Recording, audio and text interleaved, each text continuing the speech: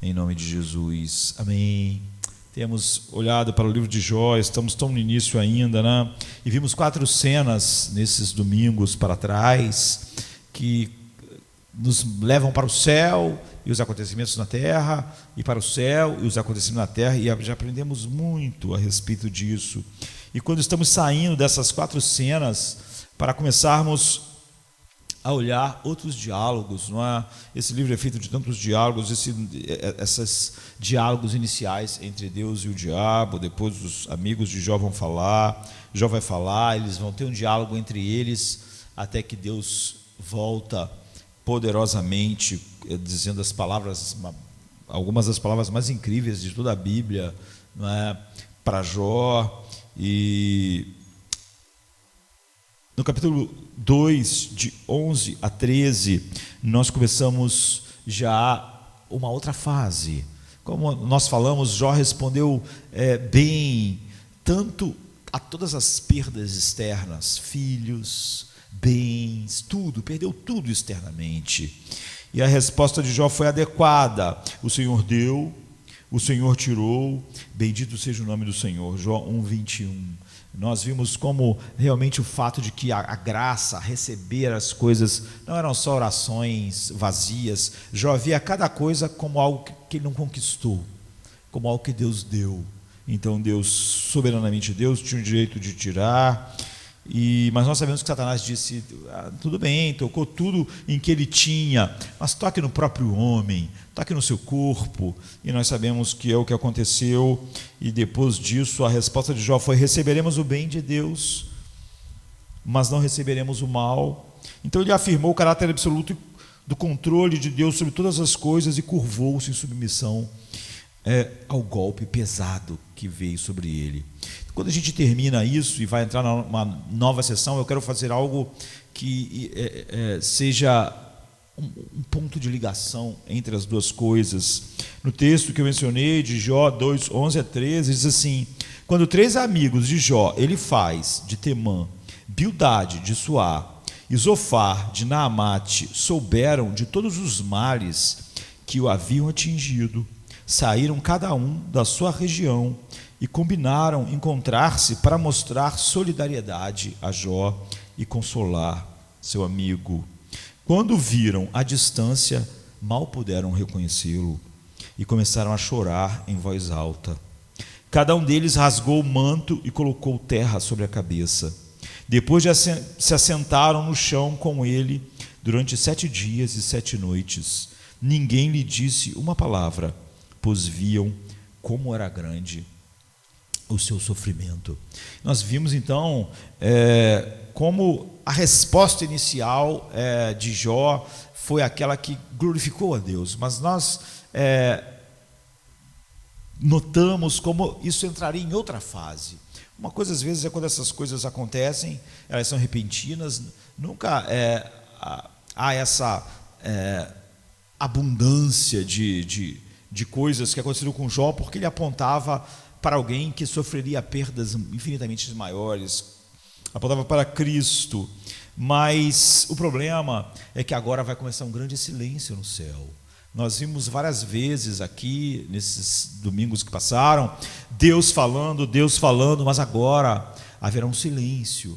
E às vezes responder bem ao sofrimento tão grande é uma coisa, mas conviver com ele anos, conviver com ele muito tempo, quando parece que o céu está silencioso, é um outro tipo de provação, não é? Na qual Jó vai entrar.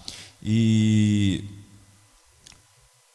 alguém me perguntou então essa semana, e eu acho que essa é uma grande ponte de ligação: isso tudo na vida de Jó era uma tentação ou uma provação? Então, em ambas as tragédias, dos filhos, dos bens, ele respondeu bem, e quando foi no seu corpo ele respondeu bem, mas à medida que o livro continua, o céu fica em silêncio, e a partir de agora vai ficar em silêncio até o capítulo 38, todo mundo vai falar, não é? Você viu que os amigos de Jó, nós estamos falando de um longo tempo, porque esses amigos de Jó são de lugares distantes. E nós sabemos que quando tudo aconteceu para Jó, ninguém passou um e-mail para eles, ninguém mandou uma mensagem por uma rede social. As coisas demoravam, o mundo tinha um outro tipo de velocidade de interação. Então, essas coisas chegaram até os amigos de Jó que moravam em regiões distantes, cada um deles. Eles souberam disso, eles combinaram de ir até Jó e eles fizeram a viagem. Então, passou bastante tempo. Daquilo que nós estávamos vendo, até esses amigos chegarem a Jó. E quando chegou, nós vimos que Jó estava lá no lixão da cidade, onde era queimada as coisas, a hiena, onde Jesus usou como símbolo do que é o inferno. Jó estava lá, completamente desfigurado, não é? Doente, e se coçando com um caco de telha. É como se aquilo fosse tudo que sobrasse para esse grande homem. E a Bíblia diz que os amigos, quando viram, não reconheceram. Tiveram dificuldade de reconhecer quem eles eram tão amigos. A palavra para amizade aqui não é a palavra que a gente usa agora, né? É uma palavra fraca, amizade em nossos dias, mas aqui é chesed, é a graça, é uma ligação profunda, como o amor gracioso de Deus para conosco. E eles viram a miséria enorme de Jó e eles choraram, não é, com Jó, e ficaram 7 dias de silêncio. Nós vamos ver isso depois. Então, à medida que o livro continua, o céu vai ficar silencioso, e só no capítulo 42 a gente vai ver, por fim, Jó ser justificado. E enquanto isso, a pele danificada e quebrada, o coração quebrado de Jó, fala de um verdadeiro crente no processo de um colapso terrível e transformador da vida. O que a pessoa me perguntou se isso era uma tentação ou uma provação, depende. Não é isso que a gente quer ver antes de começarmos a olhar como Jó teve que reagir a isso e como foi difícil. E, no entanto, nós não podemos parar aqui, né? Pois a história de Jó, em certa medida, é a história de todos nós. Nós não estamos olhando essa história que aconteceu há milhares de anos. O livro de Jó é o livro mais antigo da Bíblia. Antes da cruz, Jesus disse para Simão Pedro: Simão, Simão, eis que Satanás pediu para ter você. Mas, apesar de a nossa tradução ser essa, no original, ele fala ter vocês, todos os discípulos. É plural no original, referindo-se a todos os discípulos. E o Satanás pediu para ter você, para que ele pudesse peneirá-lo como trigo.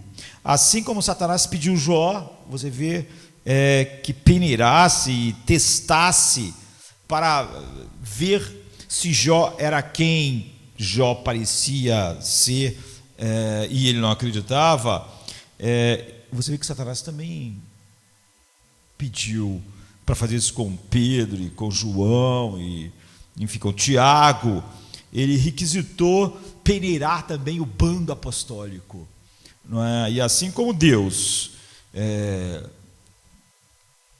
enviou Satanás para fazer isso, acontece com os apóstolos. E Jesus não continua dizendo: olha, Pedro, Satanás pediu para peneirar você, mas eu já orei e ele não vai peneirar nada, porque não tem nada para fazer aqui. Em vez disso, Jesus diz: mas eu orei por você. Aqui Jesus usa o singular, porque primeiro ele diz: Jesus pediu para peneirar vocês, mas quando ele fala eu orei por você, ele usa o singular, ele está falando diretamente para Pedro, para Simão, para que a sua fé não falhe, não é? E quando você voltar, fortaleça os seus irmãos. Lucas 22, 31, 32. Então, claramente, a demanda de Satanás foi atendida. De novo aqui, os apóstolos devem ser peneirados por Satanás para a fé genuína deles ser purificada, porque é o que acontece com homens verdadeiramente dados pelo Pai ao Filho. A fé deles se mostrará genuína. Por quê? Não porque eles tomaram uma decisão, não é porque eles tomaram um passo, mas porque a fé dos eleitos é mantida por Cristo. Ele disse: mas eu orei por ti para que a tua fé não desfaleça. Tua fé nunca vai ser destruída, porque eu intercedo por você. Então, mais tarde na sua vida, como nós sabemos, Pedro escreve aos cristãos numa profunda aflição, não é? Para explicar provações na vida deles. Ele diz como elas são necessárias. Ele diz assim, em 1 Pedro 1, 6 e 7, para que a genuinidade da sua fé seja testada.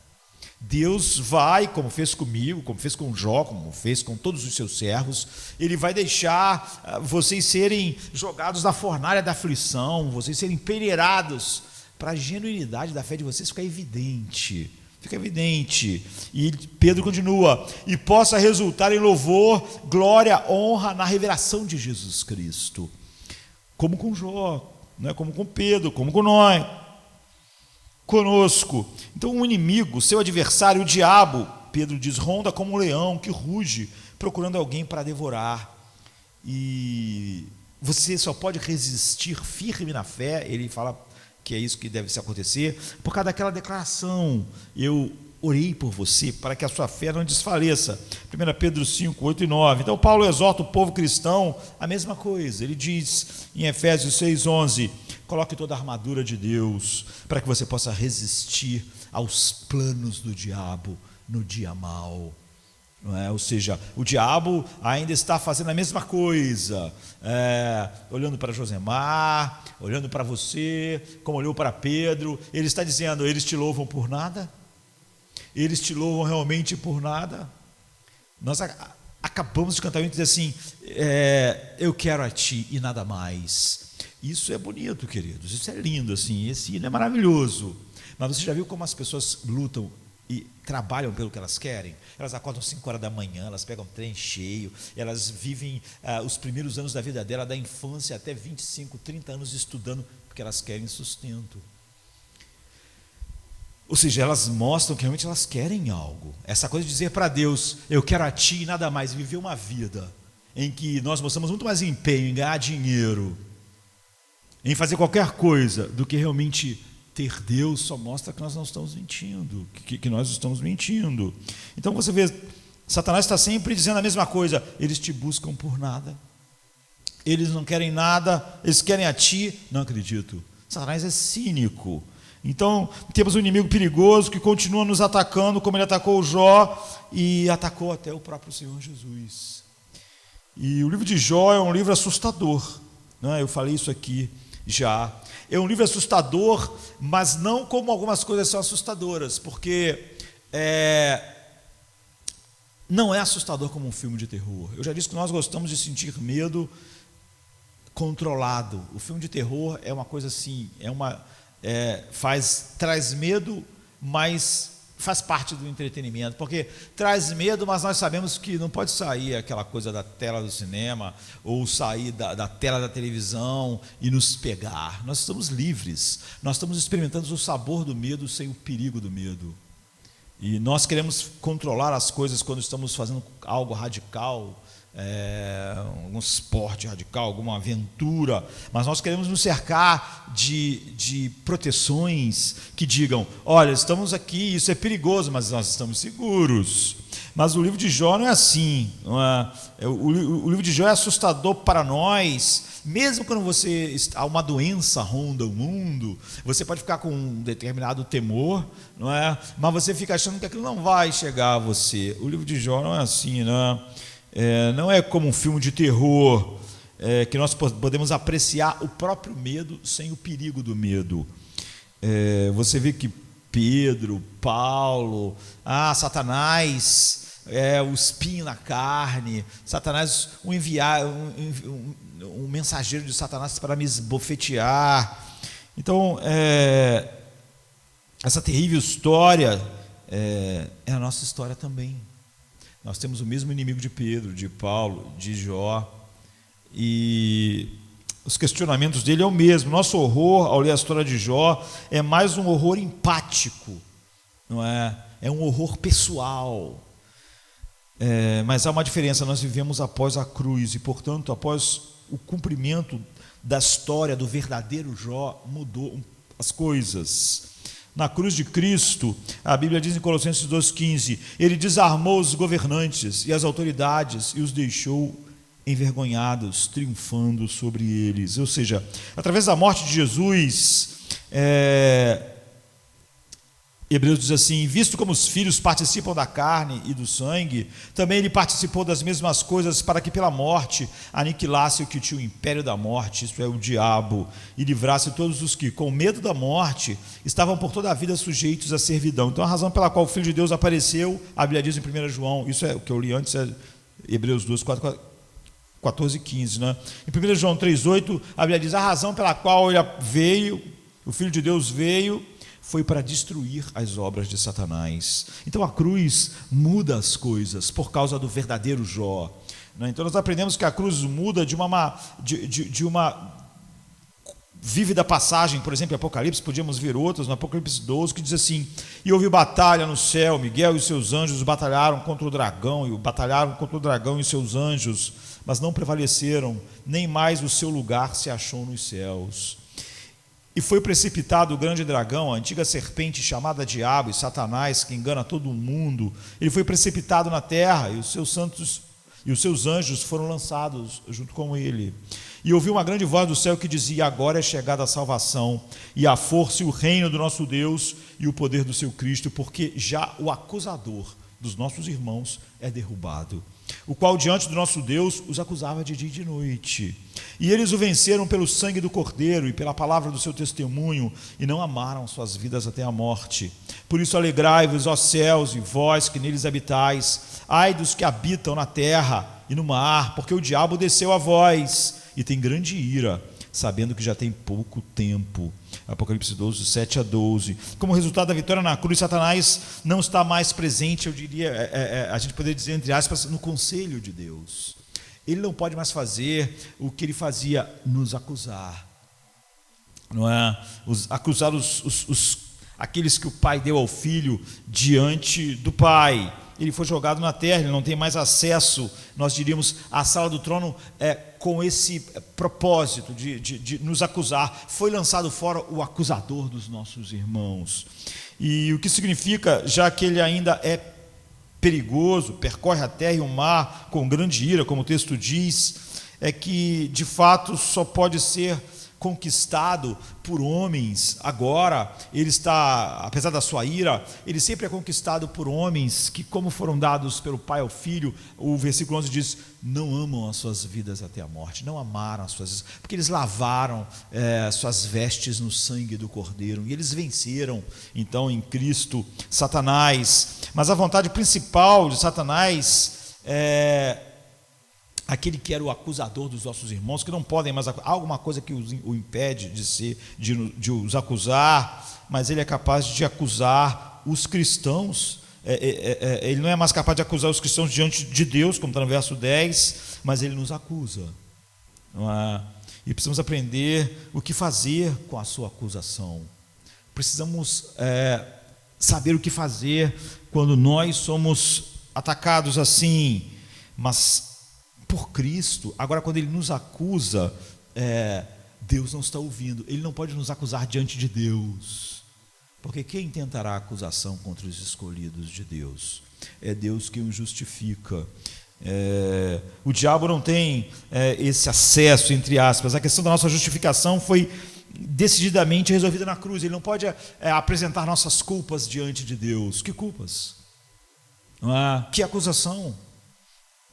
A ira infinita minha já caiu sobre essas acusações. A justiça foi feita. Não há demandas acusatórias contra os eleitos, porque o Jó final, o verdadeiro Jó, desarmou Satanás. E esta é a verdade evangélica da cruz.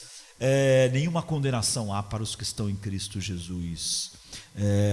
Em Romanos 8:1, e Romanos 8 vai continuar dizendo: quem tentará acusação contra os eleitos de Deus? É Deus que o justifica, é Cristo em que está à direita do Pai e intercede por eles. O verdadeiro Jó mudou as coisas, não é? Hebreus 9:14 diz: quanto mais o sangue de Cristo, que pelo Espírito eterno se ofereceu a si mesmo imaculado a Deus, purificará as vossas consciências das obras mortas para servirdes o Deus vivo. Assim, ao ler a história de Jó, nós pensamos primeiro e principalmente na história do maior Jesus. Nós sempre temos que olhar para Jó, olhando para o Jó final, que mudou as coisas, que percorreu o caminho, esse verdadeiro Jó para nós, e experimentou aquilo que Jó de fato achou que estava experimentando, mas ele só estava apontando para quem ia experimentar. Jesus realmente foi totalmente abandonado. Em nenhum momento desse longo período de silêncio do céu, Jó é abandonado por Deus, mas Jesus foi, não é?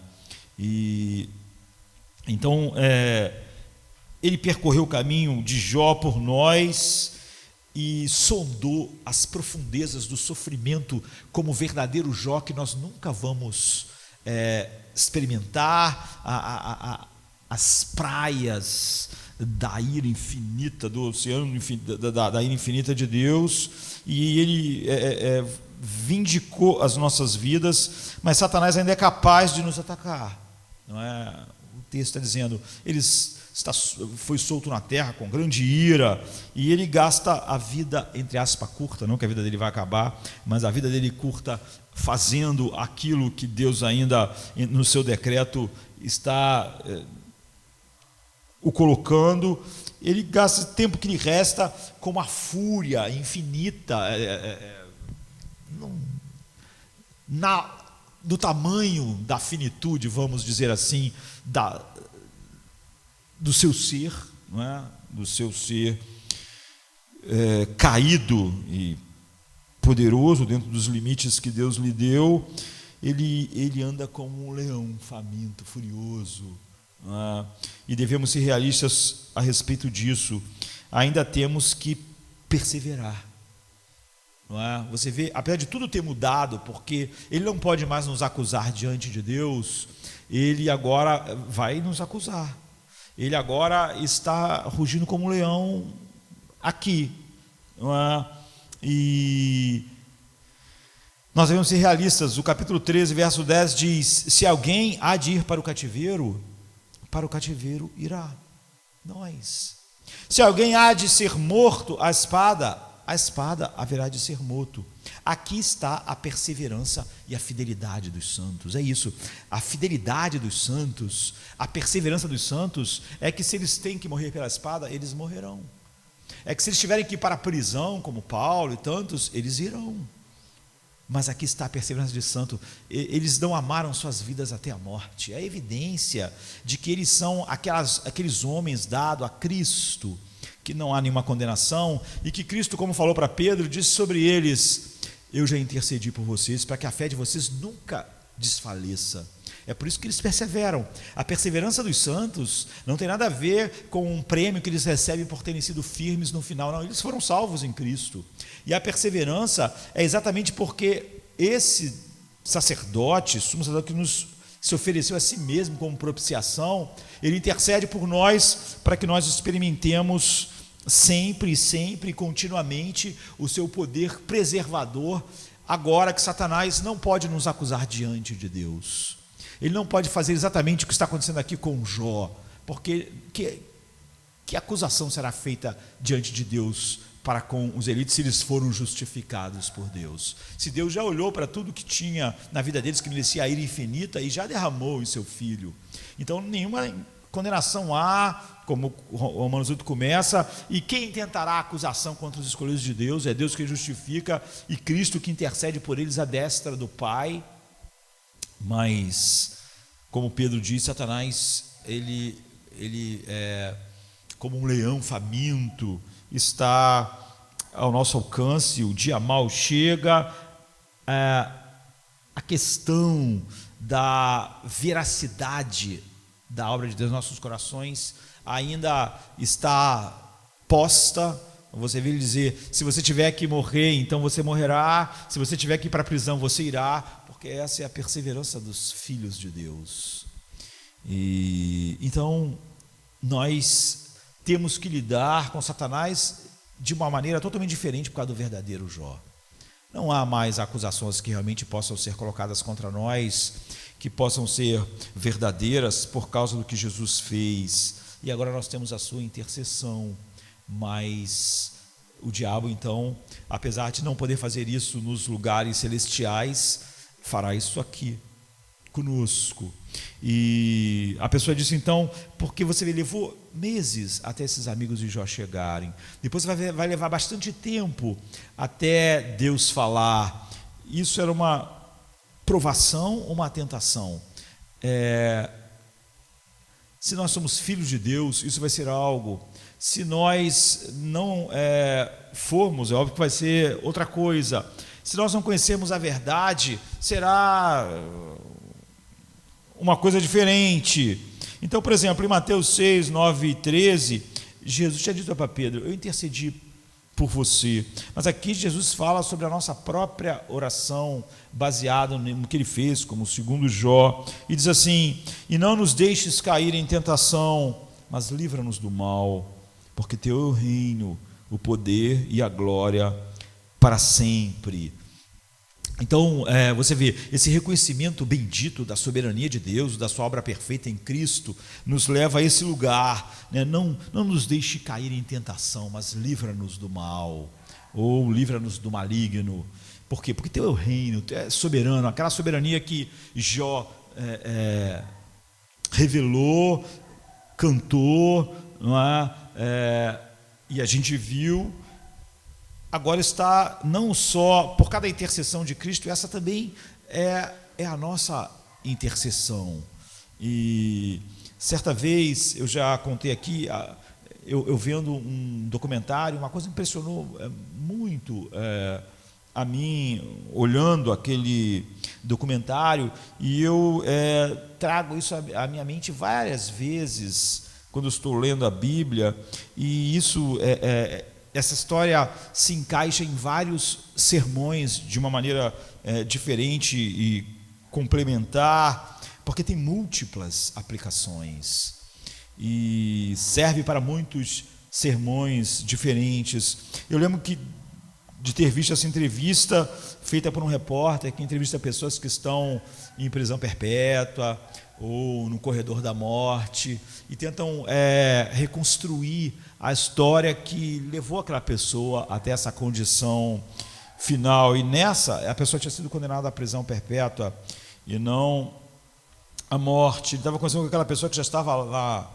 na prisão há algumas décadas. E a razão por que ele estava lá é que anos antes ele dirigia muito rápido, né, acima da velocidade permitida, e também tinha consumido álcool, e no lugar escuro da estrada, numa parte escura da estrada, ele atropelou um menino, um garoto, uma criança.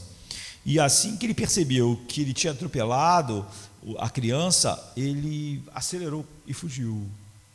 Ele sabia que estava em alta velocidade, ele sabia que tinha consumido álcool, então ele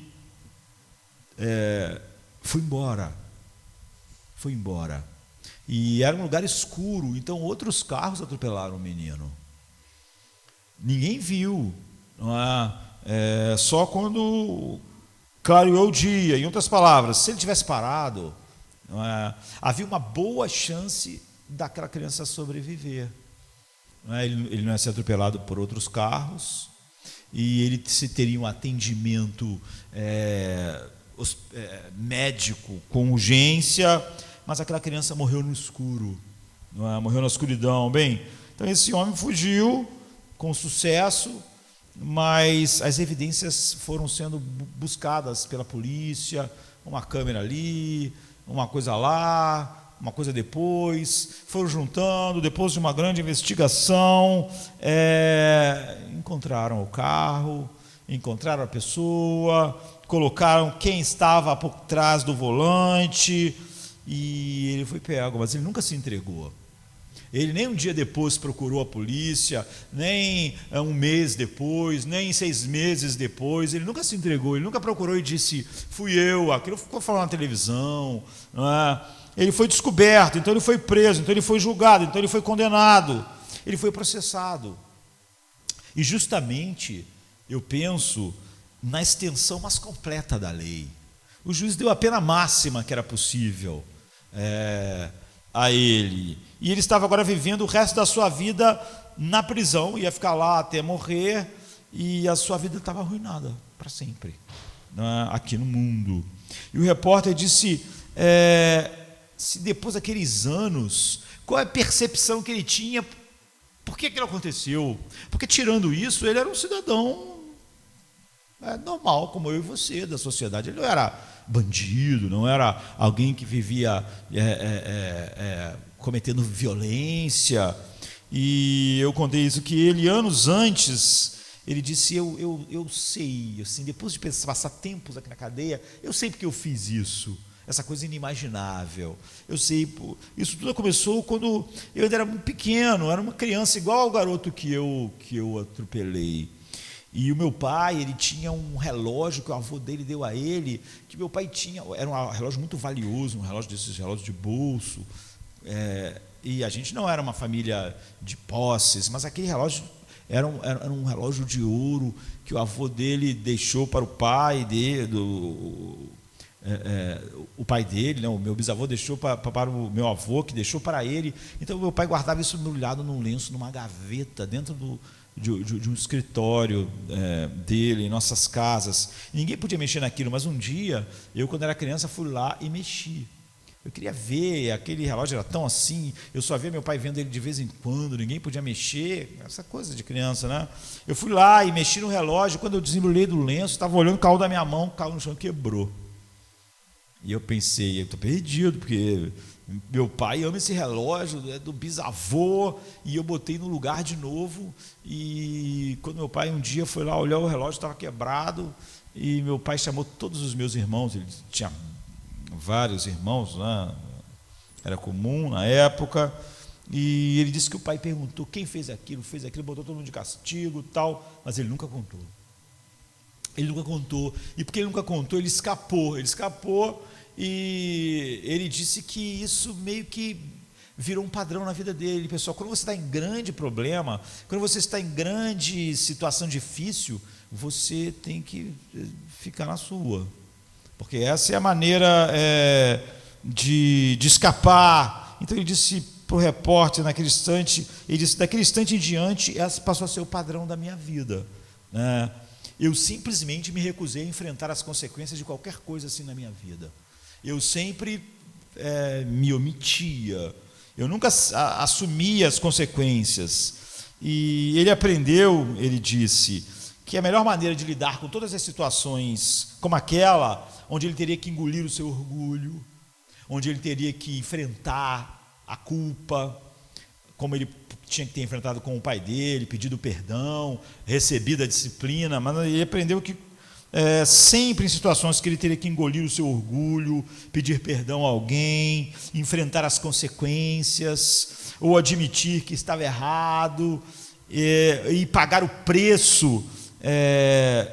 Ele disse que ele aprendeu que sempre ele escapou disso escondendo, mentindo, não enfrentando a situação, escapando dessa forma. Então ele disse para o repórter, olha, eu falhei em todos os pequenos testes da minha vida, daquela vez que eu quebrei o relógio e não enfrentei as consequências do papai. E eu fui fazendo isso virou um padrão na minha vida, e eu falhei em cada teste que veio na minha vida, e quando chegou o grande momento eu fui reprovado. Porque você vê nesse ponto, no fundo, a falta de integridade dele, é o que ele estava dizendo, a covardia dele de não enfrentar a realidade sobre ele mesmo, sobre o que ele fazia, sobre o coração dele, tinha se tornado instintivo. Ele disse que ele não tinha mais que pensar. Então, quando ele atropelou aquele menino, ele estava numa velocidade maior, ele disse que não precisava pensar. Instintivamente, ele fugiu, porque ele fez isso a vida inteira. Em cada pequeno teste, começando com o relógio do pai, ele sempre fugiu. Então agora ele não tinha mais que pensar, fujo ou não fujo, o que eu vou fazer? Isso já tinha virado o modus operandi. Tinha o problema, ele escapava. Então quando ele viu que tinha atropelado uma criança, imediatamente ele fugiu, ele se escondeu e ficou quieto. E como ele ficou com o pai, como ele ficou em cada relação dele, que ele não pediu perdão, que ele não assumiu as consequências, que ele não viu, encarou de fato a maldade no seu coração. Então agora ele foi descoberto e a vida dele foi arruinada. E Cristo sabe que a vida está cheia desses pequenos testes. O que você está vendo agora na vida de Jó é um enorme teste. É uma enorme provação, não é? Enorme. Mas como ele vai atravessar esse longo período? Você vai ver que ele vai ter lutas e dificuldades. Mas como? Jesus diz que a única maneira de você passar por ele é você buscar a Deus. E se você for a Deus, se você regularmente diz: Senhor, livra-me do mal nas provas da vida. Quando a aflição chegar, eu sei que o meu inimigo, ele respira ódio contra mim. Ele está sempre querendo me peneirar, como fez com Pedro.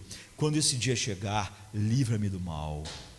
Livra-me do mal. Senhor, livra-me do mal nas provas da vida. Eu sei que eu vou entrar nesses testes. Eu peço que nenhum desses testes me devorem.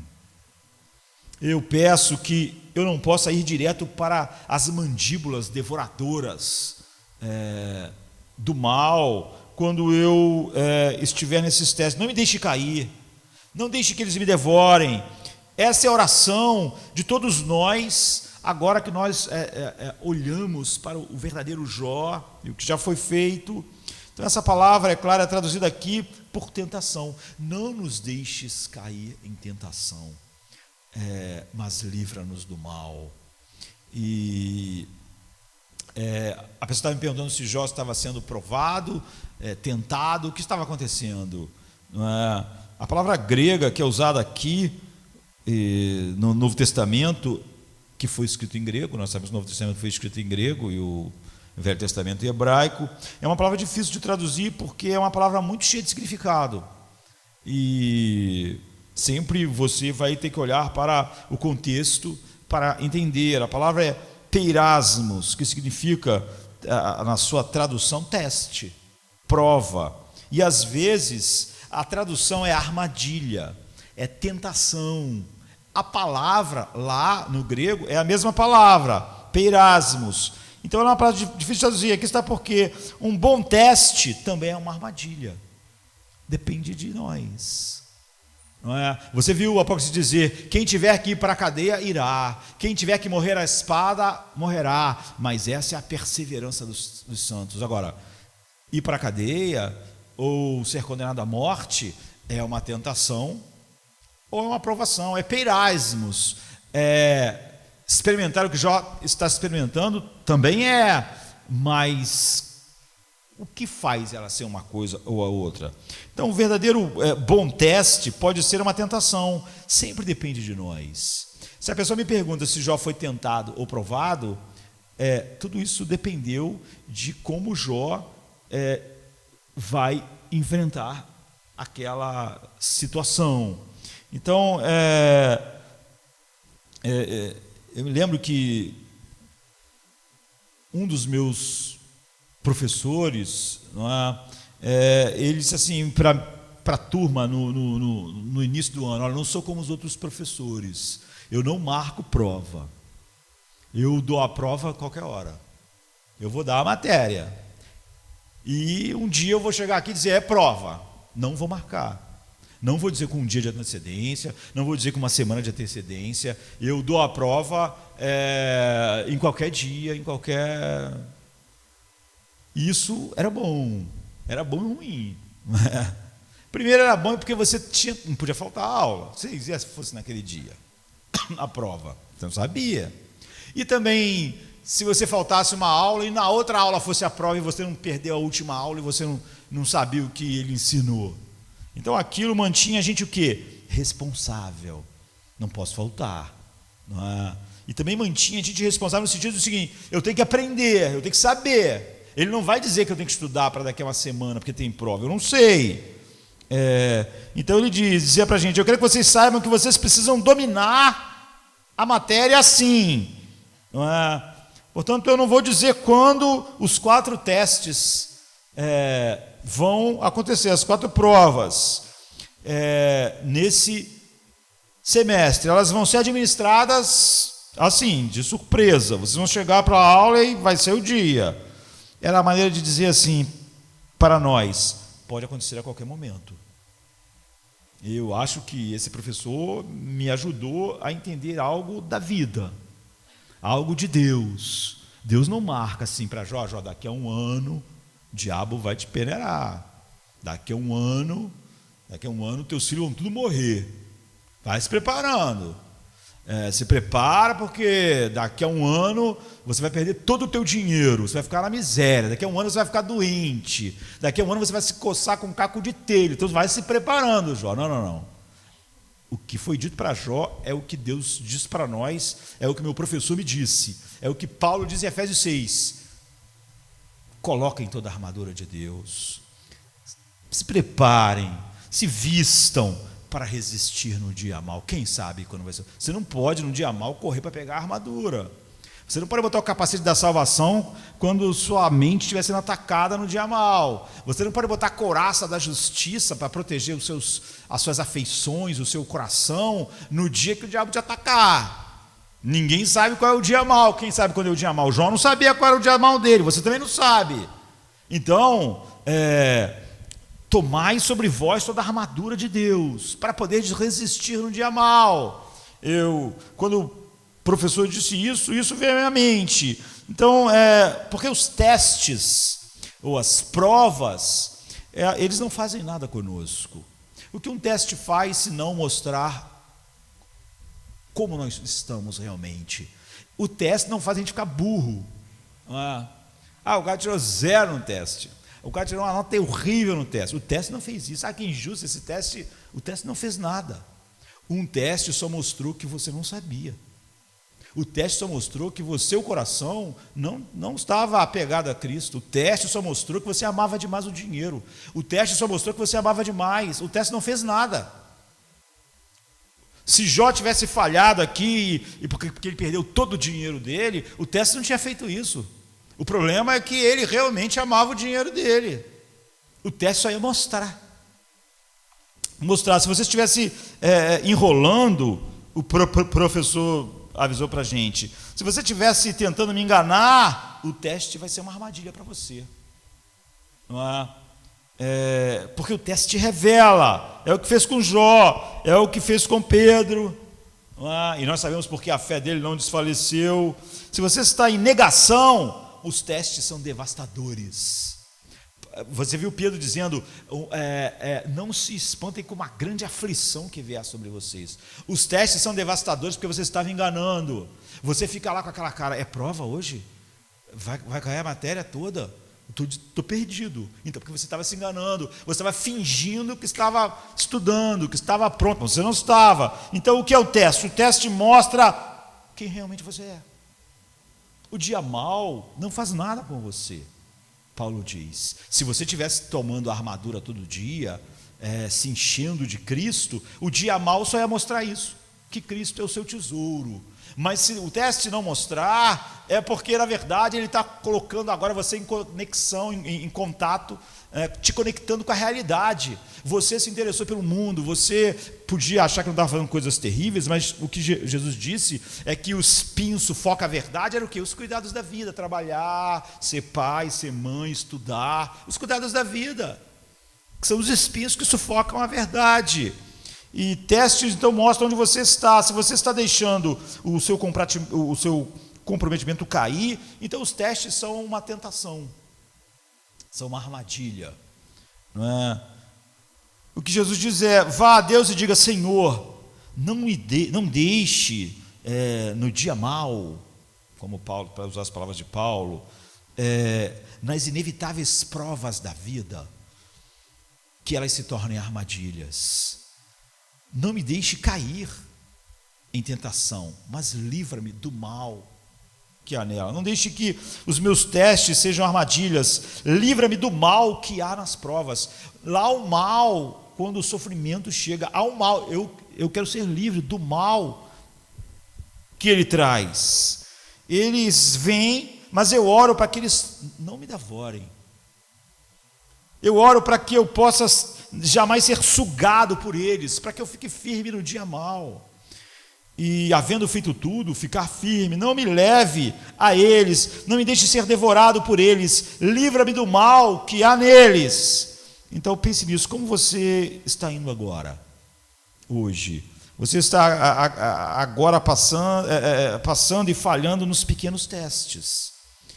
Você está falando nos pequenos testes. Você está se preparando para a ruína. Aquele homem disse: eu falhei no teste do relógio com o papai, eu falhei no outro teste. Eram pequenos testes, não iam me levar para a cadeia para o resto da vida. Mas meu coração foi treinado de tal maneira a sempre escapar, a nunca encarar o meu orgulho, a nunca enfrentar a escuridão dentro de mim, a sempre escapar.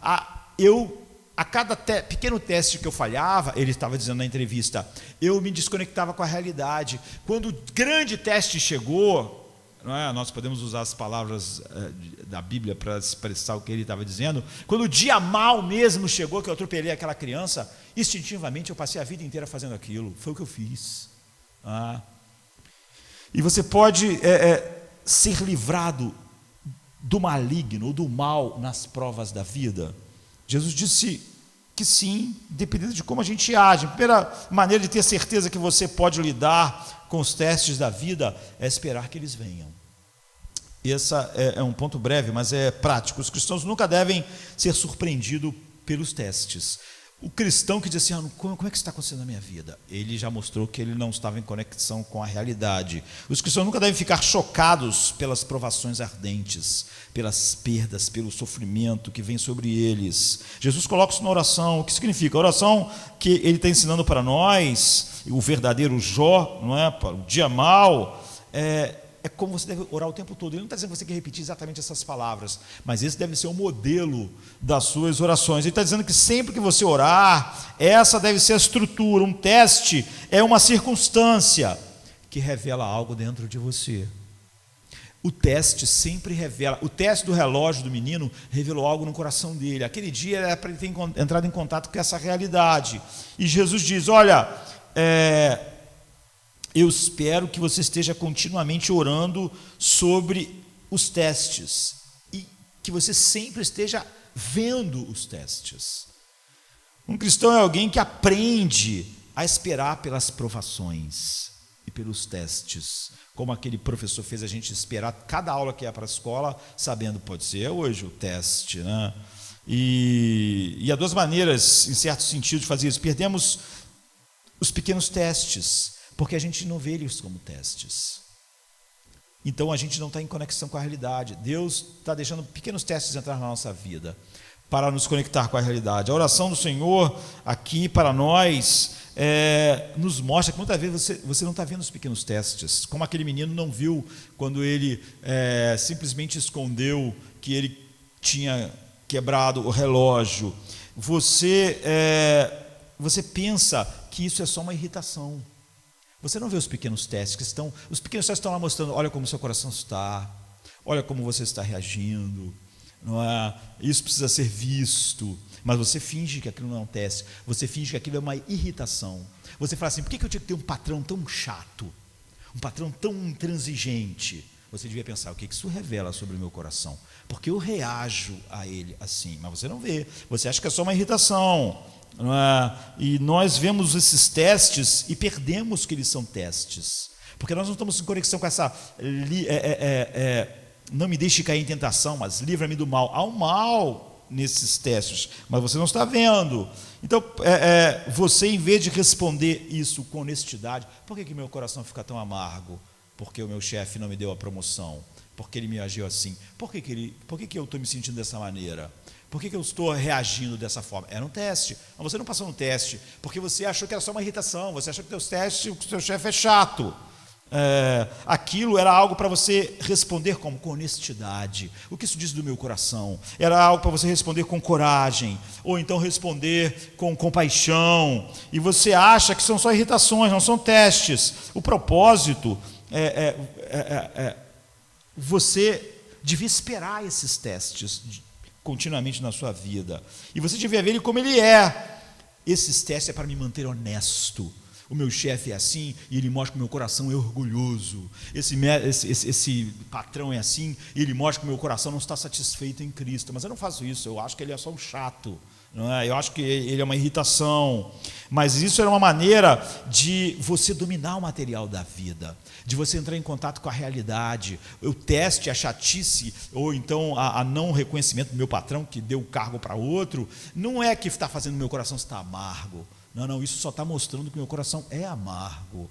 É o teste. Os cristãos também não devem ver os pequenos testes, não só devem enxergar essas coisas, não como irritações, mas como testes, e não serem cegos para eles, mas devem estar esperando os grandes. Deve pensar, o meu chefe será assim, esse meu companheiro de trabalho é uma pessoa meio irritante, o irmãozinho ali tem um defeito que desperta algo em mim. São pequenos testes que fazem eu honestamente encarar a realidade dentro de mim para estar pronto para os grandes, porque esses são os pequenos. Então 1 Pedro 4 diz, não se surpreenda, e este é o mandamento bíblico que se repete muitas vezes, quando as grandes provações ardentes vierem sobre você. Amados, não estranheis a ardente prova que vem sobre vós para vos tentar como se fosse uma coisa estranha. 1 Pedro 4,12. Um teste ardente, Paulo chamou de dia mau. Não se estranhe. O chefe ser chato, o irmãozinho da igreja não fez isso, a tua esposa não é assim, a tua esposa é assim. Esses são os pequenos testes. Você não deve estranhar quando vier o grande teste, a fornalha. Mas se você vê esses pequenos testes como irritações, e você não entra em contato com a realidade do teu coração para que ele vá sendo moldado, ou seja, você vai tomando a armadura de Deus sobre cada uma daquelas coisas, protegendo as suas afeições, a sua mente, no dia mau, então você está completamente pronto. Então os cristãos verdadeiros não ficam surpresos, nunca ficam chocados por causa do grande sofrimento, então achou que aquela coisa do chefe, a coisa do irmão, a coisa do trabalho, eram coisas pequenas, você via como irritação em vez de ver como teste. Agora chegou uma coisa grave, uma coisa grande, e eu já disse isso aqui, e quase sempre que eu conversei com pessoas, elas estão totalmente desanimadas com os problemas da vida. Sempre 95% das vezes não é o problema que está desanimando ela, não é a surpresa. Ela achou que aquilo nunca ia acontecer, sabe? Ela achou que nunca ia receber a notícia do médico que ela tinha aquela doença. Ela achou que ia acontecer com todo mundo. Ela está simplesmente desanimada porque está chocada. Se ela tivesse passado a vida inteira tomando a sua armadura, se preparando para o dia mau, quando o dia mau chegasse, ela não ia ficar assim, eu pensei que minha vida não ia ter um dia mau. Não, ela ia ter se enchido de Deus sabendo, vai chegar o dia mau. E eu quero estar preparado para o dia mau. E quase sempre, 90% do problema que a pessoa está, desânimo, não consegue, é porque ela está surpresa. Com isso, ela está perguntando assim para ela mesma, e às vezes para mim, como pastor, como isso pode ter acontecido? Como meu marido pode ter ido embora? Como minha mulher pode ter ido embora? Como meu filho pode ter morrido? Como pode ter acontecido aquilo? Ela está chocada. Aquela pessoa achou que aquilo nunca podia acontecer. Jó perdeu 10 filhos, perdeu tudo que tinha, mas essa pessoa, apesar de saber disso tudo, achou que de alguma maneira ela está vivendo fora da realidade. Ela tinha pequenos testes, mas ela não olhava eles, e os cristãos ficam chocados. Então Pedro está dizendo, não se surpreenda. Jesus está dizendo a mesma coisa. Aqui você está no trabalho, alguém vem até você e diz, olha, eu espero que você mantenha a boca fechada sobre o que você viu, não diga a verdade, ou você vai perder o emprego. E não só vai perder o emprego, se você abrir a sua boca, você vai perder o emprego, e eu vou me certificar de que você não arruma emprego em outro lugar. E agora é uma prova ardente. Agora você, como aquele menino que fugiu sempre, está diante de perder todas as suas meios de subsistência, ou ser verdadeiro, ou ser íntegro. Você, se tiver respondido aos pequenos testes como aquele menino que sempre fugia, instintivamente vai pensar, vou ficar com a boca fechada, não tem nada com isso, é melhor. Você vê, é o que ele fez, ele acelerou, ele foi embora, e ele acabou sendo pego. Então essa é a prova ardente, um julgamento ardente, é o que Pedro está dizendo, chegou uma hora que Pedro teve que decidir entre morrer ou negar Cristo, e ele morreu. Foi um grande teste. Ele passou por vários outros grandes testes, mas ele passou por pequenos testes. Então é a prova ardente. Você está espantado em como os seus pensamentos se tornam violentos nessa hora, em como, em vez de eles quererem expressar Cristo, eles só estão querendo se livrar, e você tem um contato com o seu coração, com a realidade do seu coração. Você está espantado com a forma como você começa Você, por exemplo, ajudou alguém que estava em necessidade, você achava aquela pessoa a pessoa mais íntegra do mundo, e você emprestou um dinheiro, não sei o que você fez, e aquela pessoa não era íntegra, e você perdeu o dinheiro, então foi um teste. Agora você ficou cínico, você não vai ajudar mais ninguém.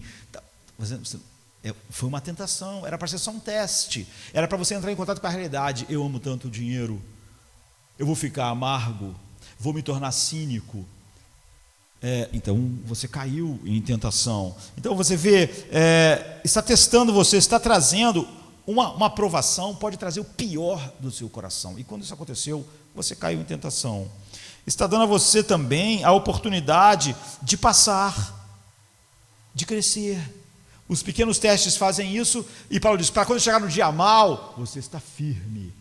Você estava esperando, e você estava se preparando a cada pequeno teste, em vez de achar que eles eram irritações, você sabia, isso é uma maneira de me conectar com a realidade. Isso aqui faz eu ver como meu coração fazer os ajustes certos que manifestam a glória de Deus. E você dizer que tem essa aspiração para fazer uma carreira, ter algum tipo de destreza física, você tinha um sonho, e você ia ser um grande pianista, e você cai, tropeça, e aí o nervo teu é atingido, tua mão nunca mais vai funcionar direito. Tem um maestro brasileiro famoso que aconteceu com ele, um dos maiores pianistas de todos do século passado, ainda está vivo, né? E o que aconteceu? Ele foi jogar a bola, caiu, quebrou o braço, deu um problema, nunca mais a mão dele funcionou, a carreira dele acabou. É um grande teste, não é? E você agora nunca mais vai poder fazer aquilo que você grande sonhava, aquilo que você sonhou tanto. Você vai ficar amargo? Aquele teste vai mostrar que ele é um dia mau, só o que está em seu coração. Então, aqui está porque isso acontece, e eu acho algo incrível a respeito disso. Você tem muitas pessoas que, em vez de serem realmente salvas, cristãs, elas são só moralistas, religiosas. Então, elas acreditam que se elas forem pessoas direitinhas, se fizerem tudo certo, tudo vai dar certo na vida delas. Por isso elas ficam chocadas. Elas nunca entenderam a graça de Deus. Elas acham que, como eu estava vivendo, como isso pode ter acontecido comigo? É como se fosse um absurdo completo, não é? Aquilo entrar na vida dela. Elas têm uma compreensão ingênua da vida e segue assim: pessoas boas, que vivem uma coisa certa, que estavam mais ou menos vivendo uma vida pelo menos melhor do que o resto do mundo em relação a Deus, vai acontecer coisas agradáveis. E pessoas mais ruins, vai acontecer coisas difíceis. E eles ficam surpresos quando descobrem que, às vezes, pessoas muito comprometidas com Deus, acontecem desgraças terríveis. E pessoas, às vezes, extremamente profanas, parecem viver uma vida sem essas coisas. É isso que chocou Asaf. Por que prosperam os ímpios? Porque eles dizem, haha, eu estou aqui vendo a minha vida desmoronando. Então, se surpreendeu, ele teve que mudar. Por mais diferente que sejam as pessoas, muitas pessoas estão no chão porque elas tinham essa visão assim, porque elas são ingênuas, são simplistas, e o cristão não deve ser. Jamais. Porque os cristãos olham para o grande amor da sua vida. Os cristãos olham para o verdadeiro Jó. Eles olham para o homem perfeito e veem que ele sofreu mais do que qualquer ser humano que já existiu. E veem que ele era um homem de dores, experimentado no sofrimento. Agora, se o Filho de Deus, que nunca pecou, a única pessoa que merecia todo o bem, sofreu neste mundo, e sofreu mais que todo mundo, não era para que, se os meus olhos estão fixos em Cristo, imaginar que uma pessoa que vive uma vida certa, um pecador como eu, não é? O que eu chamo de vida certa é uma vida que me levaria para o inferno, entra sofrimento na minha vida. Nunca devia ficar espantados. E o verdadeiro cristão tem uma vida está conectado com a realidade. Jesus viveu uma vida de alienação, rejeição, vítima de injustiça, mentira, foi condenado à morte injustamente e morreu numa cruz. Então veja, os cristãos estão com os olhos fixos de Jesus, e quando eles olham para o melhor homem que já viveu, Deus, Filho de Deus e Filho do homem, percebem que ele sofreu mais do que todos os outros homens. Nas mãos de Deus, as mortes, o cristão vê, levam à ressurreição. Ele não livra você. Você viu lá em Apocalipse, eu li, quem tiver que ir para a prisão, irá. Quem tiver para a morte, irá. Mas eles não amaram as suas vidas até a morte. Então as sementes morrem no reino de Deus, mas elas morrem para florescer em carvalhos poderosos. O carvão cai sob pressão, mas ele vira um diamante. Por quê? Porque Jesus diz, eu estou intercedendo por eles. Essa é a perseverança dos santos. O metal precioso entra na fornalha, diz Pedro, mas a única coisa que é queimada é a escória, ele fica mais puro. Então sabemos que a cruz ensina para nós o caminho para a ressurreição é através da morte. O caminho para a redenção é através do sacrifício. O caminho da vida é através da morte. Jesus diz assim, a semente, se não morrer, foi jogada na terra, ela não floresce. Então aqui está Jesus dizendo para nós, os servos não são acima do seu mestre, né? Não estão, se eles me odiaram, vão odiar vocês. Se eu, o Deus Santo, o homem perfeito, sofri e fui um homem de dores, por que vocês ficariam espantados? Vocês, a ideia de vocês é que um homem que vive uma vida como a tua, não podia entrar essas coisas na sua vida, você não está conectado nem com Cristo, porque Ele é a imagem perfeita do Pai, mas no entanto o sofrimento caiu sobre Ele no mundo, essa é a realidade. Então você diz, não nos deixe cair em tentação, mas livra-nos do mal. Nós oramos isso o tempo todo, porque nós estamos esperando a tentação, nós estamos esperando a prova, como aquele professor fez a gente esperar o semestre inteiro pela prova. Nós só queremos ser livrados do maligno na hora da prova, ou do mal na hora da prova. Estamos nos preparando para isso, é muito prático. Então, a primeira coisa é não fique chocado. A segunda coisa, já que o tempo passa rápido, é que nos testes verdadeiros, como o de Jó, o verdadeiro inimigo não é a dor. O verdadeiro inimigo de Jó não seria a perda dos seus filhos, o verdadeiro inimigo de Jó não era a perda dos seus bens, e nem era a perda da sua saúde. Olhe para a petição que mostra isso a partir do verdadeiro Jó e refletido na vida de Jó. A segunda coisa que você tem que entender é quando você entra num teste, ou na prova, ou que pode virar tentação, como aconteceu com Jó, o inimigo não é a circunstância. Os teus inimigos não são as pessoas que não te tratam bem. Os inimigos de Paulo não eram as pessoas que chicotearam Paulo, não eram aqueles falsos irmãos que falaram coisas a respeito de Paulo, não eram os verdadeiros inimigos.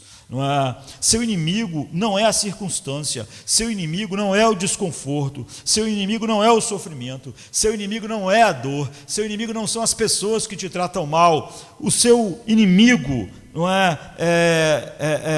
essa coisa que você está orando, é o mal, é o maligno. Agora, há algumas maneiras de traduzir isso, né? A tradução diz, mas livra-nos do mal. A palavra grega está de tal forma que ela pode ser traduzida tanto por mal como por maligno. Então não importa se você traduzir por mal ou por maligno aqui, porque dá no mesmo. Você percebe que se você só tivesse a primeira metade, você não entendia a oração que Jesus está te ensinando, nem como você deve reagir a essa situação ardente que Jó está, antes de nós vermos como ele vai reagir e como será um processo difícil e longo. A primeira petição é, não nos deixe entrar em tentação. Aí você pode pensar que o pedido é para que você não deixasse as provas entrar na sua vida, mas isso não existe. A Bíblia diz, no mundo tereis aflições. Se você orar para Deus, Deus não deixa nunca ter nenhuma aflição, você está orando contra a realidade, você está se desconectando da realidade. Mas se Jesus ficar só nessa parte, não me deixe entrar em tentação, você ia pensar, não me deixe nunca acontecer nada que me teste. Aí você ia ficar desconectado com a verdadeira oração. Então, você ia estar orando, nunca me deixe ser testado, livra-me de todas as circunstâncias que mostrem em que situação eu estou, nunca me deixe estar em apuros. No entanto, a segunda metade, ela faz você entender o todo, porque diz, não nos deixe entrar em tentação, mas livra-me do mal que há nela. É uma maneira positiva de dizer, me faça escapar da tentação, que isso seja só uma prova, que isso só mostre que eu fui lidando com os pequenos testes corretamente, botando a minha armadura. Isso significa, passar no teste. Jesus está dizendo, reconheça isso. E deixe-me falar, muitas pessoas ficam sempre questionando se são verdadeiramente cristãs ou não. O que Jesus está dizendo aqui a única coisa que realmente pode te machucar é o pecado. A única coisa que podia machucar Jó de verdade, você vê, era ele pecar contra Deus. De fato, você vê, nada do que aconteceu na vida de Jó foi destrutivo para a vida dele. É por isso que nós estamos aqui 4.000 anos depois falando sobre ele. Porque aquelas coisas que parecem terríveis não podiam fazer mal a Jó. Só o pecado pode nos fazer mal. Não é? 10 toneladas de sofrimento não podem machucar você. Não podem. Não é? Mas 1 quilo de pecado pode destruir você para sempre. Então o que Jesus está dizendo é o seguinte: quando o carvão está sob a pressão, debaixo das rochas da montanha, ele se transforma num diamante. Não é? Ele está dizendo, quando os testes vierem sobre você, se você responder, se você tem um coração capturado pelo Evangelho, se você responder com honestidade, então responder com compaixão, responder com fidelidade, o teste só torna você um diamante. Ou, para usar a expressão de Pedro, o ouro, a escória é tirada e o ouro fica. Não é a circunstância, não são as dificuldades que são o seu problema. O problema nosso é que quase sempre quando nós estamos orando, pastor, ora muito por mim, você está pensando nas circunstâncias. Você não está dizendo, livra-me do mal nessa aflição, porque essa aflição não pode me fazer mal. Ela não pode fazer mal a mim de fato. Essas perdas não podem me fazer mal.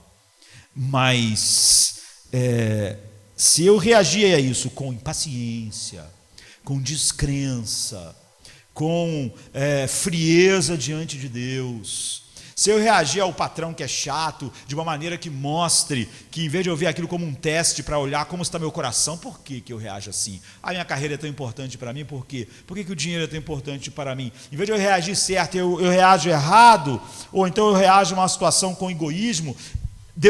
Jesus está dizendo, e Jó sendo esse grande modelo, isso vai arruinar você. O fato é que não é a dor, não são as circunstâncias que podiam arruinar Jó, ou arruinar você.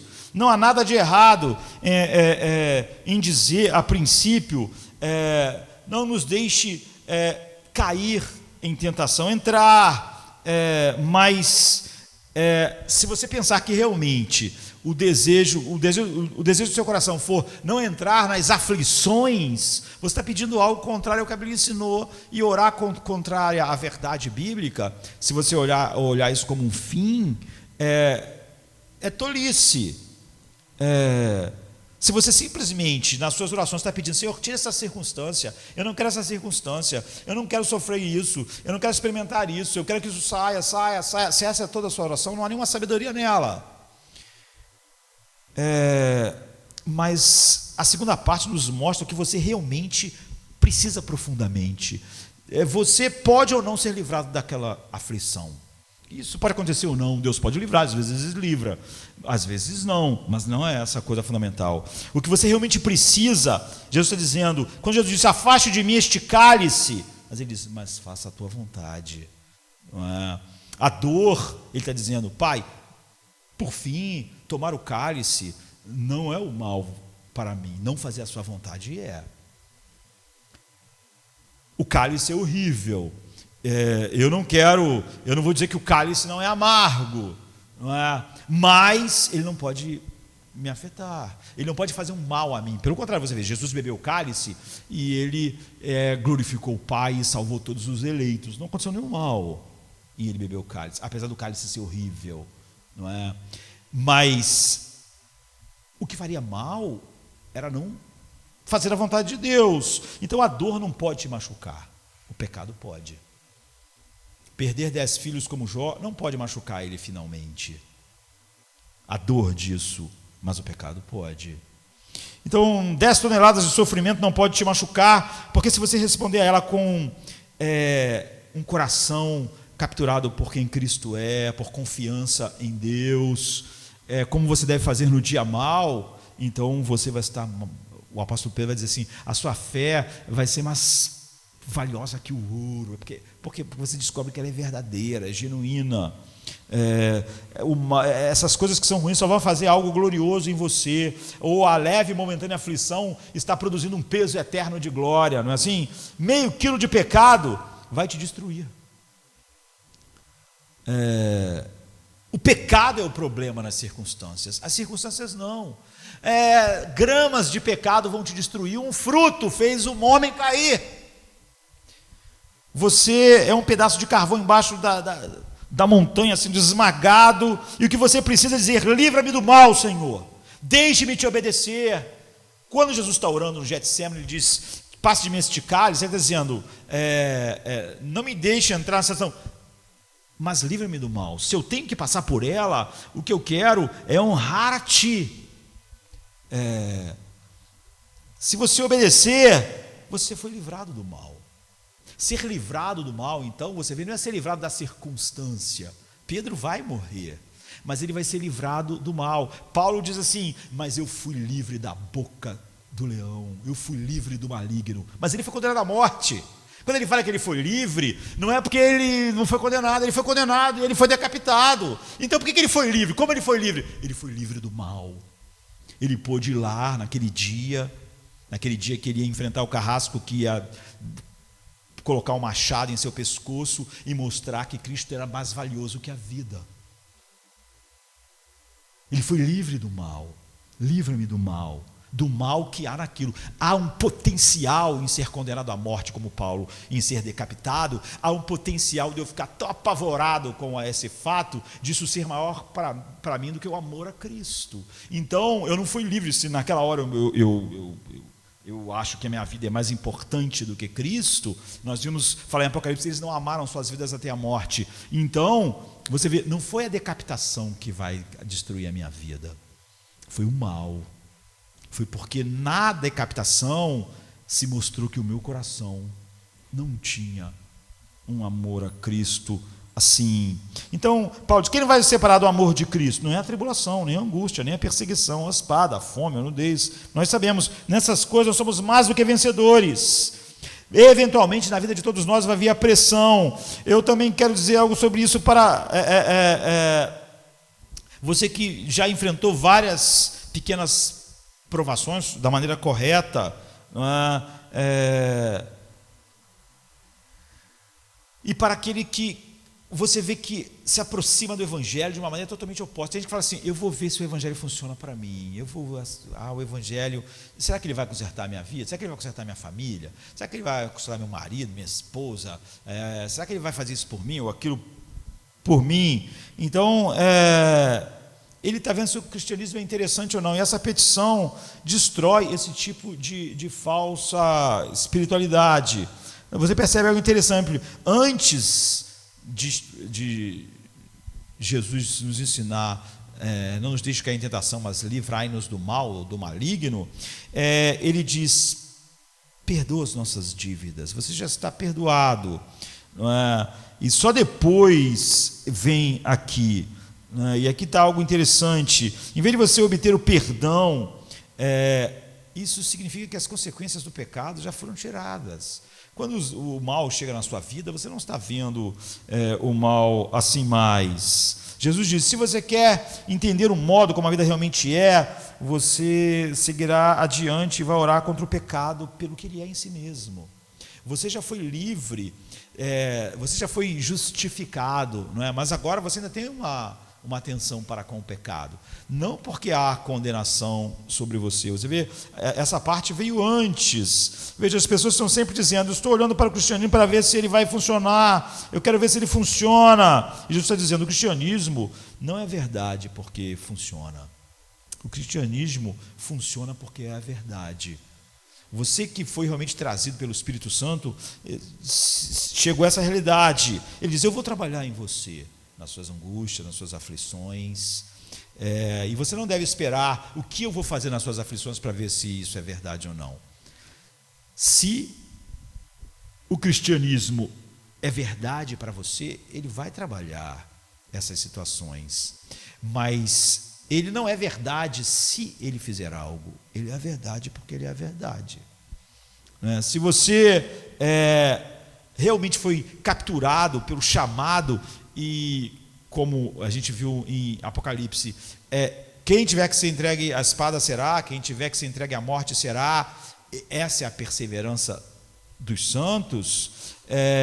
Se você, ele está dizendo, é fiel a mim, se você realmente foi trazido a mim pelo Pai, através do Espírito, então eu vou trabalhar em você nesse dia mau, não é?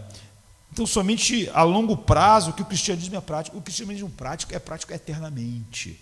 Se você me perguntar se eu acho que o cristianismo foi prático na vida do apóstolo Paulo, enquanto ele viveu, parece que não, tudo deu errado.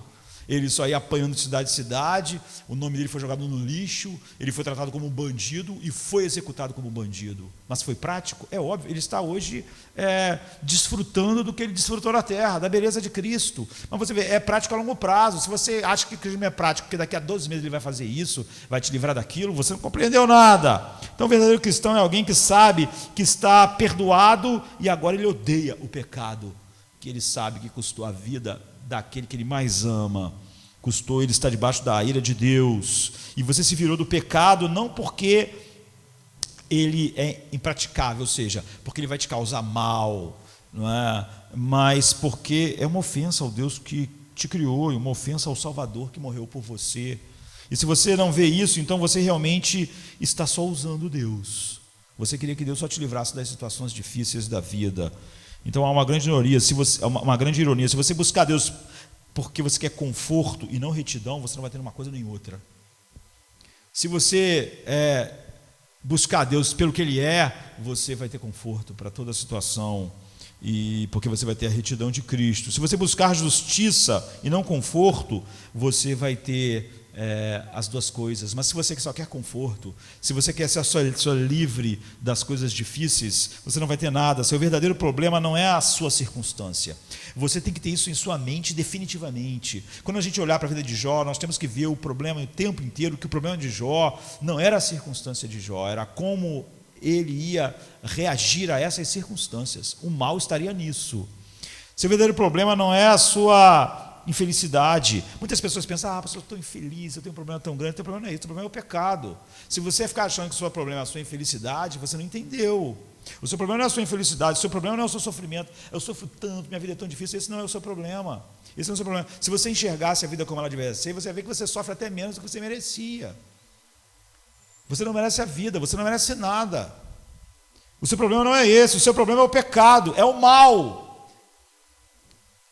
Livra-me do mal, livra-me do pecado. Se eu tiver então que perder 10 filhos como Jó, livra-me do mal, porque há um potencial enorme do mal nisso. Eu quero ser livre do mal, eu não quero que tu seja desonrado nisso, eu não quero que essa aflição mostre que o meu coração de fato não tinha Cristo como o meu tesouro. Eu quero que essas aflições mostrem que minha fé é mais genuína que é pura e valiosa como o ouro, é verdadeira. E para terminar, você deve processar esses testes através do amor do Pai. Jó diz assim: ainda que Deus me mate, eu vou confiar nele.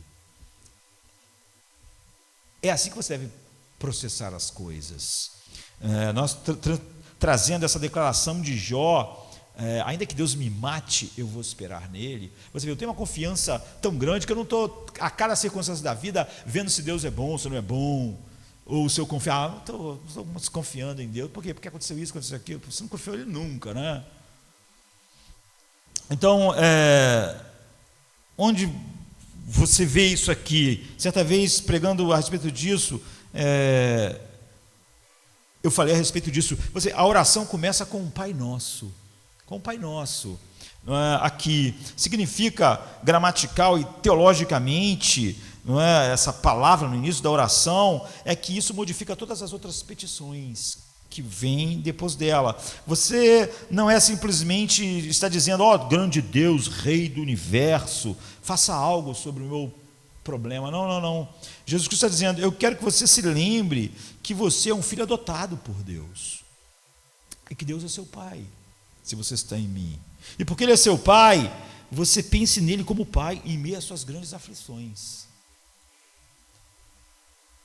Quero que você olhe para seus testes e os seus problemas e suas dores vindas da mão do seu pai.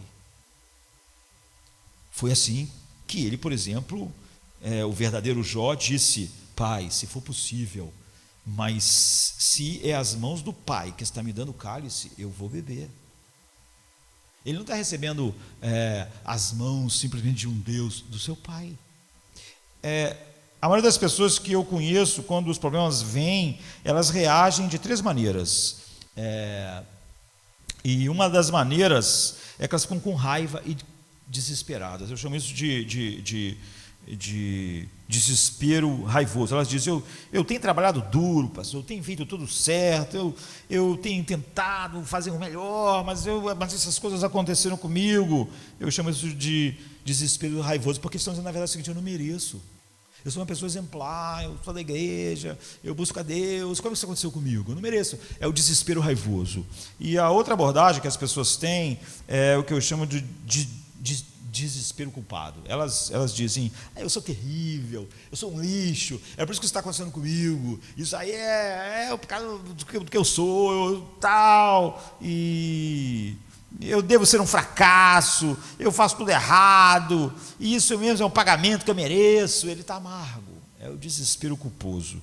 E alguns ficam então com desespero raivoso, eu não mereço isso, ou então, isso mesmo que eu mereço, porque eu sou horrível, eu sou um lixo.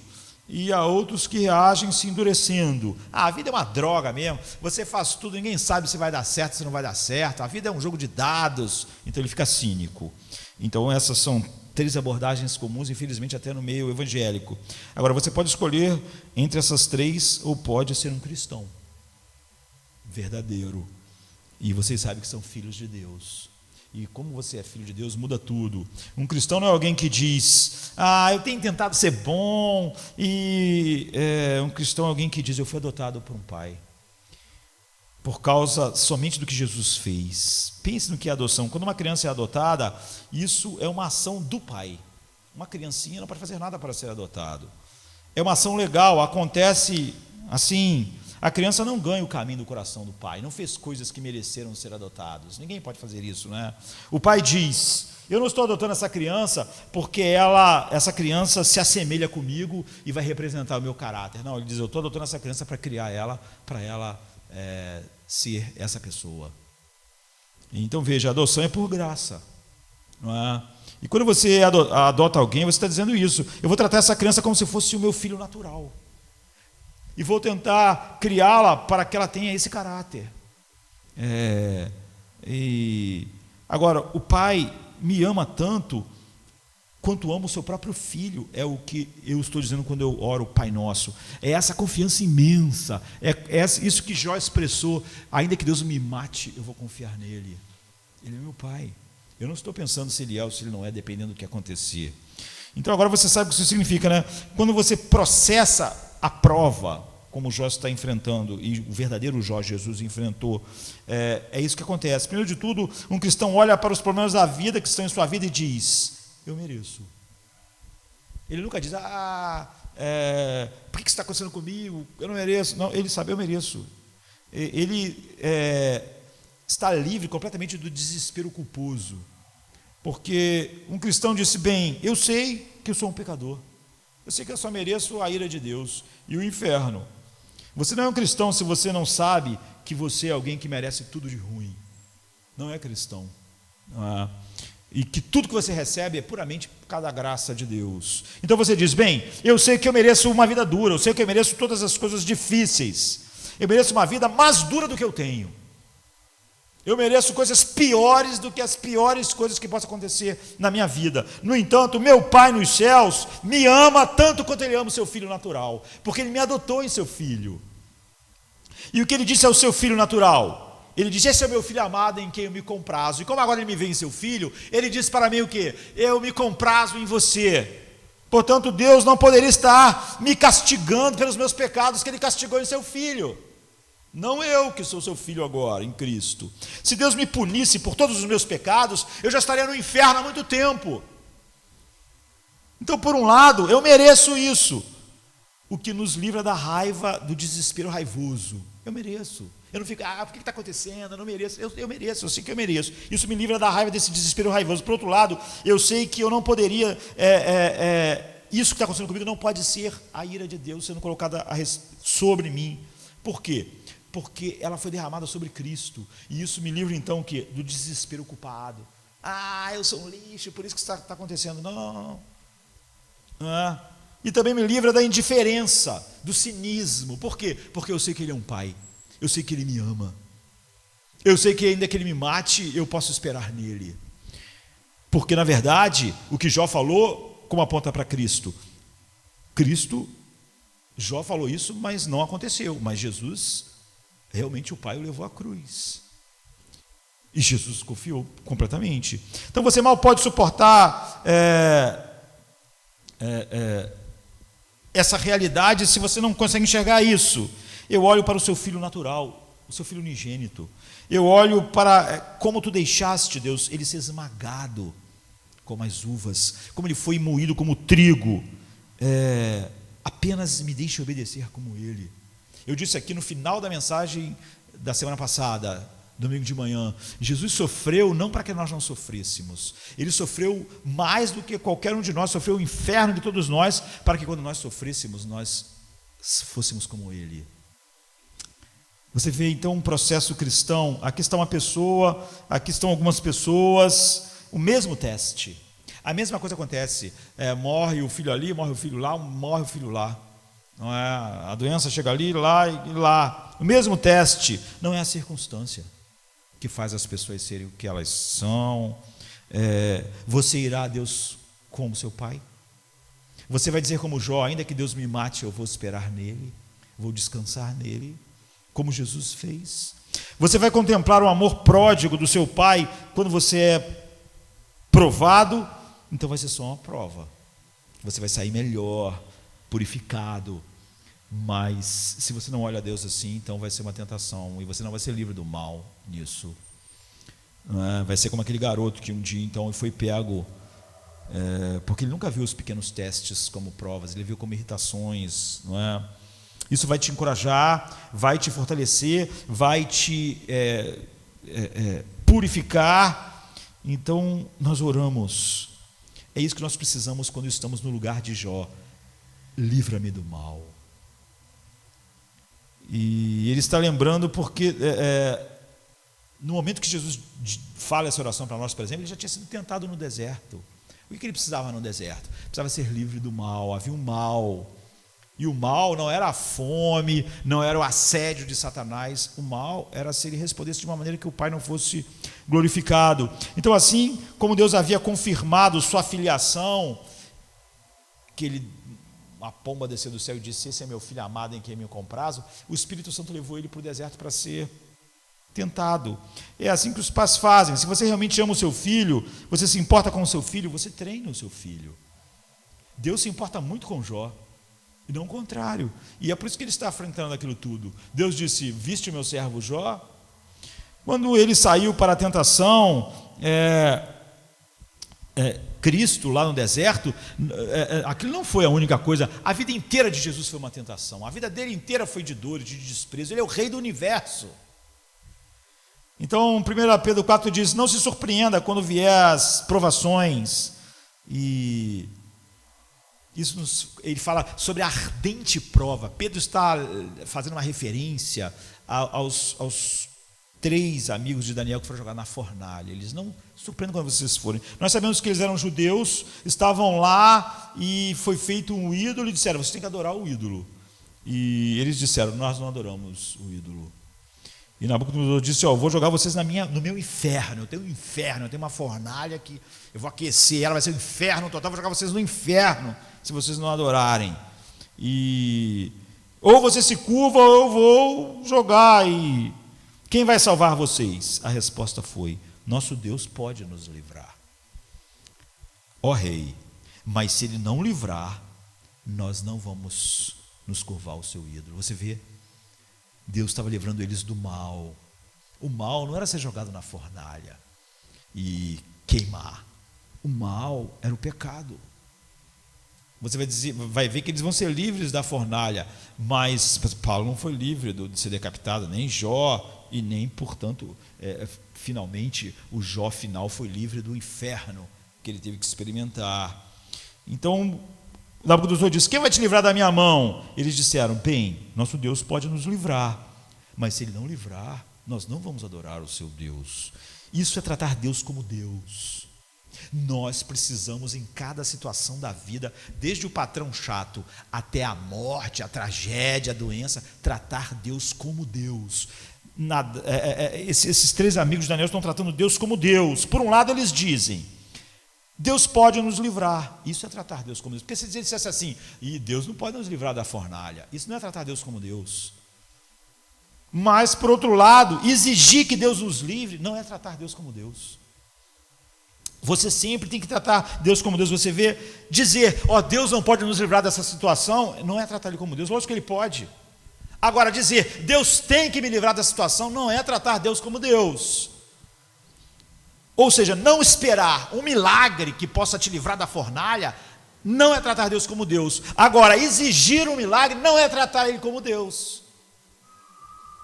Você vê que Jesus disse: se possível, se tu quiseres, me livre do cálice. Isso é tratar Ele como Deus, porque se Ele quisesse, Ele podia. Mas faça a sua vontade. Ou seja, Ele não exigiu isso, porque isso é tratar Ele como Deus. A sua vontade, porque tu é Deus, é mais importante do que me livrar da aflição.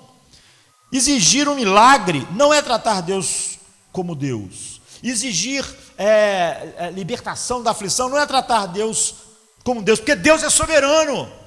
Ele pode querer que Paulo morra decapitado. Então Paulo pode dizer: ele me livrou da boca do leão, decidindo que eu vou morrer decapitado. Paulo está tratando Deus como Deus. Então o que eles fizeram? Eles disseram: nós podemos ser libertos das circunstâncias. Eles trataram Deus como Deus. Tu, Nabucodonosor, não é tão poderoso como tu pensa. Deus pode nos livrar, mas Ele também pode nos livrar, exatamente porque Ele é Deus, e Ele pode querer que nós o glorifiquemos sendo queimados. E eu vi um documentário, eu lembro que eu contei isso aqui falando a respeito de outro assunto, um documentário sobre o filme A Retirada de Dunkirk. Nós sabemos que as tropas aliadas no início da guerra ainda ficaram nas praias da França, encurraladas pelo exército de Hitler. Hitler podia ter acabado com a guerra ali, né, em 1940, e os soldados não tinham mais para onde ir. Eles fugiram até a praia, e então estava a máquina de guerra de Hitler lá e aqueles milhares de soldados. E é excelente o filme, porque o filme retrata bem o que aconteceu. E tinham ali quase 400 mil soldados. E a questão era: a gente se rende a Hitler ou a gente luta até morrer todo mundo?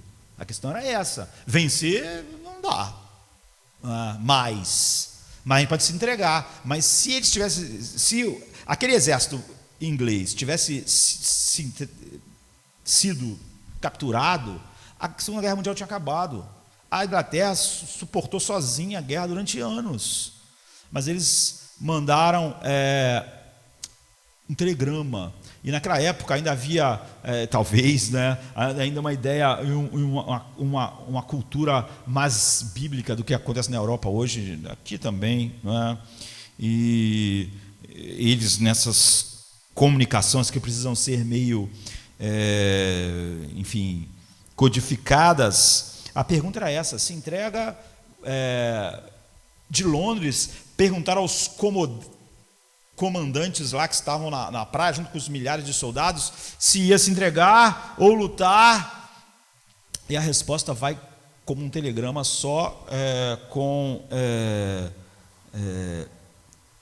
poucas palavras, não é? Devemos ficar, lutar, ou devemos nos render? E o telegrama só tinha esse trecho de Daniel 3, mas se não, e todo mundo entendeu, não é? Os soldados na praia, os 400 mil soldados entenderam, nós não vamos nos entregar, a gente vai, a gente pode ser resgatado ou não, eles vão tentar, mas se não, então nós vamos lutar, nós não vamos nos entregar. E nós sabemos o que aconteceu, porque eles não se entregam. Todos os ingleses lá que tinham barco de pesca, barco para passear, iate, porque o exército já não tinha mais como tirá-los de lá com as suas capacidades. Todos os civis se envolveram, foram com seus barcos e salvaram naquele dia 338 mil das tropas. Mas aviões, soldados, todo mundo se envolveu, pessoas comuns com seus barquinhos, com seu barco de passeio, com seu iate, foram para o meio da guerra, não é? Para tirar eles de lá. Então, nós obedeceremos se formos libertos da fornalha ou não. Aqueles soldados disseram, nós estamos esperando ser resgatados, mas se nós não formos, então nós vamos morrer lutando na praia, nós não vamos nos entregar. Então o rei fica espantado quando joga eles lá dentro da fornalha, porque ele vê não só os 3 que ele jogou na fornalha, mas vê um quarto homem, né, que é Cristo. Então, Jesus diz para nós que o que nós precisamos é sermos livres do mal que há nessas coisas, não dessas coisas. Então, como ele orou, Senhor, Deus, passe esse cálice de mim. O que ele está dizendo é o seguinte: se for possível, deixar que a ira que o Josemar merece, não caia, a ira infinita que o Josemar merece para sempre, não caia sobre mim, tire de mim. Mas, se receber a ira infinita que está sobre o Josemar vai glorificar o seu nome, eu vou beber o cálice. Porque fazer a sua vontade é a questão. Por mais mal que haja, dor, aflição, estar debaixo da tua ira eterna, te desonrar é muito pior. Esse é o verdadeiro mal. E se você realmente consegue ver Jesus dizendo isso naquele dia e consegue colocar o seu nome lá, se você consegue ver Jesus no jardim do Getsêmani dizendo, se possível, a tua ira do Josemar, se é possível ver isso, você vê se botando o seu nome, não cair sobre mim, passe de mim esse cálice, mas se a tua glória é que eu receba a ira que ele merece, que o Josemar merece, eu vou beber o cálice. Se você realmente vê isso de maneira verdadeira, se o Espírito Santo te mostra isso, Jesus dizendo isso, e você vê o seu nome lá, você vai dizer, Senhor, se essa fornalha que eu estou enfrentando como Jó vai glorificar o nome do teu filho, me livre do mal de não glorificá-lo. Você quer lidar com os testes na sua vida? Espere por eles. Veja que o pecado é o único problema no mal. O único problema mesmo que podia acontecer com Jó era o pecado, não aquelas coisas. Processe as aflições no amor do Pai, como Jó. Ainda que eu morra, ainda que ele me mate, eu espero nele. Eu confio nele, eu não vou confiar nele se ele me livrar. Ou no Jó final, faça a tua vontade é que eu beba o cálice. Processe isso com o amor do Pai. Por quê? O Pai queria que Jesus bebesse o cálice porque queria glorificar Cristo. É óbvio. Mostrar as belezas infinitas dele. O Pai queria que Jó tomasse do cálice para fazer ele alguém parecido com Cristo. Se você processa as coisas no amor do Pai, você nunca vai ver que daquilo vai sair qualquer coisa má, não é? O mal é o oposto. E veja Jesus lidando com a tentação junto contigo. Jesus está dizendo o seguinte: vocês não vão ser livres da fornalha, eu vou estar com vocês. A única pessoa que teve que sofrer uma fornalha infinita sem ter a comunhão do Pai sou eu. Vocês nunca vão experimentar o que eu experimentei. Eu experimentei o inferno de vocês. Vocês nunca vão experimentar o inferno. Na maior dor eu vou estar lá. Então Paulo diz, nela nós vamos ser mais que vencedores. Na morte, na aflição, na perda imensa de Jó, nós vamos ser mais que vencedores, porque nós vamos estar com o quarto homem conosco. Jesus está conosco em nossas aflições, mas Jesus enfrentou sozinho, sem ninguém, a ira infinita do Pai. Nós nunca vamos enfrentar nenhuma aflição como ele enfrentou, a aflição infinita. Então agradeço ao Pai por nos dar essa maravilhosa e incrível oração e a incrível vida de Jó, para nós entendermos. Ele nos dá todos os recursos, nos dá todos os remédios, todas as ferramentas, e nos dá tudo que pertence à vida e à piedade. O que nós temos que orar, Pai, ajude-nos a pegar essas coisas e usá-las de tal maneira que o Teu nome seja glorificado. Livra-nos do mal que há nos testes. É o que vai acontecer na vida de Jó. Não há, eu quero encerrar com isso, que isso fique fixo na sua mente, não há toneladas de dor e problema, não podem te fazer mal. Meio quilo de pecado destrói sua vida para sempre. Portanto, Jó aponta para esse verdadeiro Jó, e a gente começa a ver os pequenos testes da vida como pequenos testes que nos preparam para os grandes. Nós ficamos em contato com a realidade, em contato com o verdadeiro Deus, em contato com o nosso mediador, Jesus Cristo, e temos tudo que é suficiente para qualquer situação das nossas vidas glorificarem a Deus. Vamos ficar de pé.